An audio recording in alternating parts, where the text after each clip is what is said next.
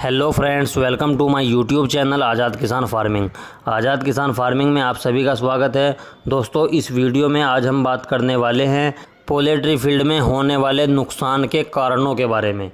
दोस्तों, किन कारणों से पोल्ट्री फील्ड में फार्मर को नुकसान हो जाता है, दोस्तों आज हम इस वीडियो में पूरी जानकारी आपको देने वाले हैं। दोस्तों, वीडियो में जानकारी अगर अच्छी लगे तो वीडियो को लाइक करें और अगर आप चैनल पर नए हैं तो चैनल को सब्सक्राइब करें और बेल आइकन ऑन कर लें। चलिए दोस्तों, करते हैं वीडियो को स्टार्ट। दोस्तों, सबसे पहले हमें इस बात का ध्यान रखना चाहिए कि हमें फार्म किस दिशा में बनाना चाहिए और किस कंडीशन में बनाना चाहिए। यानी कि हमें अपना फार्म पूरब से पश्चिम की दिशा में ही बनाना चाहिए। और दोस्तों, हमें अपने फार्म को ज़मीन से 1 फुट कम से कम ऊपर उठा के बनाना चाहिए।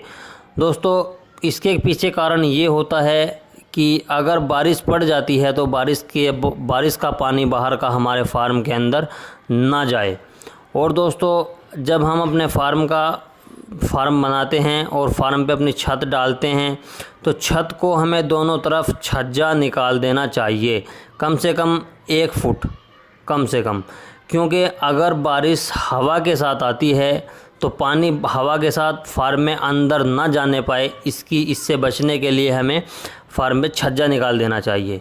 दोस्तों, अब जब हमारा फार्म बन के रेडी हो जाता है उसके बाद हमें इस चीज़ पे ध्यान देना चाहिए कि हमें किस पर्पज़ के लिए काम करना है।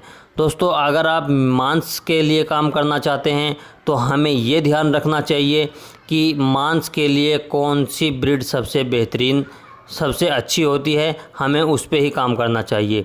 दोस्तों, अगर हमें एग पर्पज़ से काम करना है तो हमें इस चीज़ का पहले ध्यान रखना चाहिए कि एग पर्पज़ के लिए कौन सी ब्रीड सबसे अच्छी होती है, हमें किस पे काम करना चाहिए। दोस्तों, जब हमने इसका सही चयन कर लिया कि हमें जिस पर्पज़ से काम करना है वही हमने ब्रीड चुन ली, उसके बाद दोस्तों हमें ध्यान रखना होता है कि हमें अपने चिक्स को कैसे मैनेजमेंट देना है, यानी कि हमें उसकी कैसे ब्रूडिंग करनी है। दोस्तों, हमारे सर हैं मध्य प्रदेश से, वे बोलते हैं कि अगर ब्रूडिंग में सोओगे तो फार्मिंग में रोओगे और अगर ब्रूडिंग में जागोगे तो फार्मिंग में आराम से सो सकते हो। दोस्तों, उसके लिए मैं आपको बता दूं कि ब्रूडिंग एक ऐसा पॉइंट है पोल्ट्री फील्ड के लिए कि ब्रूडिंग में आदमी को ऐसे एक्टिव होकर काम करना चाहिए जैसे बिल्कुल चौकन्ना होके, क्योंकि ब्रूडिंग के वक्त ही तय हो जाता है कि फार्मर का फार्म कैसे चलेगा।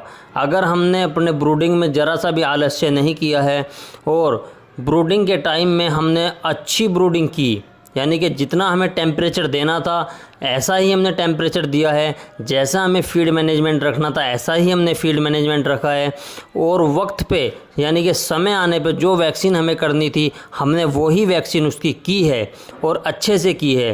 दोस्तों, फिर हमें कभी भी दिक्कत नहीं होगी, कभी भी हमें पोल्ट्री फील्ड में नुकसान नहीं होगा। दोस्तों, नेक्स्ट बात हम कर लेते हैं कि हमें अपने फार्म में अपने बर्ड्स का फीड मैनेजमेंट कैसा बनाना होता है। दोस्तों, अगर हमने मांस के लिए ब्रीड चुनी है तो हमें मांस वाला फीड ही उनको देना चाहिए। और दोस्तों, अगर हमने एग के पर्पज़ के लिए ब्रीड चुनी है तो हमें एग के पर्पज़ का ही उनको फीड मैनेजमेंट देना चाहिए। दोस्तों, अब हम बात कर लेते हैं मेडिसिन के बारे में कि अगर हमें फार्म में कोई दिक्कत दिखाई देती है तो हमें तुरंत उसकी मेडिसिन लगा देनी चाहिए, उसमें ज़रा सा भी आलस्य नहीं करना चाहिए। दोस्तों, अब हम बात कर लेते हैं, आप मांस के लिए फार्मिंग कर रहे हैं तो आपको मांस के लिए जो भी पोषक तत्व आप अपने बर्ड्स को चाहिए होते हैं, हमें वे सारे पोषक तत्व उन्हें देने चाहिए ताकि वे जल्दी ग्रोथ कर सके और जल्दी अच्छा वेट गेन कर सके और जल्दी से जल्दी हमें मुनाफा मिल सके।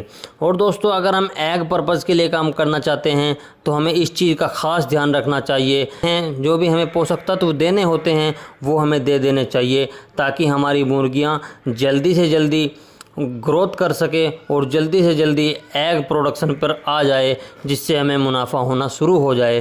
दोस्तों, अगर हम ऐसा नहीं करते हैं तो हमें पोल्ट्री फील्ड में नुकसान हो सकता है। और दोस्तों अब बात कर लेते हैं कि अगर हम अपने पोल्ट्री फील्ड में वैक्सीन समय पे नहीं करते हैं, मेडिसिन समय पे नहीं लगाते हैं, तो दोस्तों ये देखिए कि ऐसा भी हो सकता है जैसा आपको स्क्रीन पे दिखाया जा रहा है। दोस्तों इन सभी नुकसान से बचने के लिए हमें समय समय पर वैक्सीन करते रहना चाहिए, समय समय पर मेडिसिन देते रहना चाहिए।